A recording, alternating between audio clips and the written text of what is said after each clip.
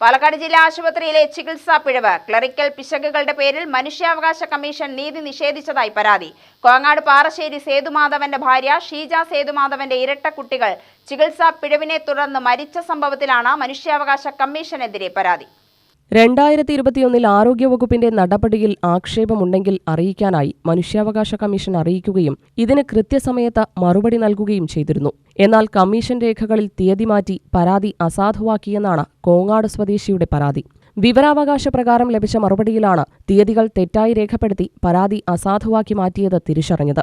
ഷീജ ഗർഭിണിയായ കാലം മുതൽ പരിശോധന നടത്തിയിരുന്നത് ജില്ലാശുപത്രിയുടെ ഭാഗമായ സ്ത്രീകളുടെയും കുട്ടികളുടെയും ആശുപത്രിയിലാണ്.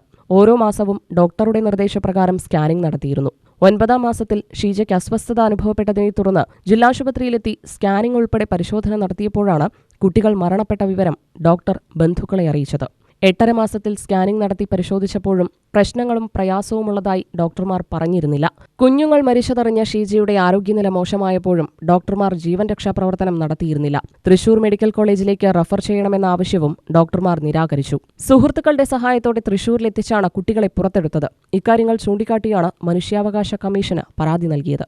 എന്നാൽ അനാസ്ഥ വരുത്തിയ ഡോക്ടർമാർക്കെതിരെ നാളിതുവരെ നടപടിയില്ല. ഇതിനെതിരെ ഗവർണർ ഉൾപ്പെടെയുള്ളവർക്ക് പരാതി നൽകും. നീതി ലഭിച്ചില്ലെങ്കിൽ കോടതിയെ സമീപിക്കുമെന്നും ഇരുവരും പറഞ്ഞു. സ്വദേശി ജാഗരൻ മഞ്ച് മഹിളാ വിഭാഗം കൺവീനർ രേഖ വരമുദ്ര, കോങ്ങാട് മേഖലാ കൺവീനർ ഉണ്ണികൃഷ്ണൻ എന്നിവരും വാർത്താസമ്മേളനത്തിൽ പങ്കെടുത്തു.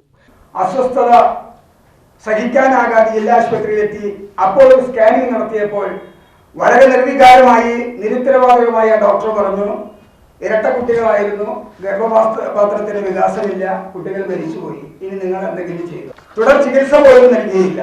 സ്വന്തം ഭാര്യയുടെ ജീവനെങ്കിലും രക്ഷിക്കണം എന്നാവശ്യപ്പെട്ട ഭർത്താവിനോട് എവിടെയെങ്കിലും കൊണ്ടുപോയിക്കോ എന്ന വളരെ നിർദാക്ഷിണ്യമുള്ള മറുപടിയാണ് ഡോക്ടർ നൽകിയത്. പിന്നീട് ഒരു ആംബുലൻസ്, ഒന്ന് മെഡിക്കൽ കോളേജിലേക്ക് റഫർ ചെയ്യുക, ഒരു ആംബുലൻസ് ഉണ്ടാക്കി തരിക.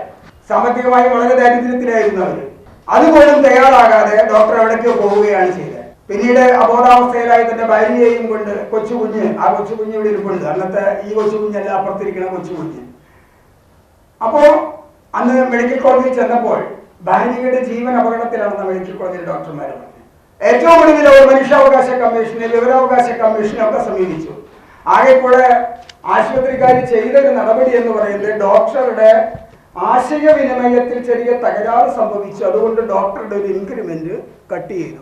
എന്തായാലും ഒരു പരാതി കൊടുത്തതല്ലേ, അത് പിന്നെ എന്തെങ്കിലും ഒന്ന് ചെയ്തു കളയാം. അപ്പോ ക്രൂരമായ ഈ കൃത്യം ചെയ്ത ഡോക്ടർക്ക് ആകെ കൊടുത്ത ശിക്ഷയാണ് ഒരു ഇൻക്രിമെന്റ് കട്ട് ചെയ്യുന്നത്. UTV news, Palakkad.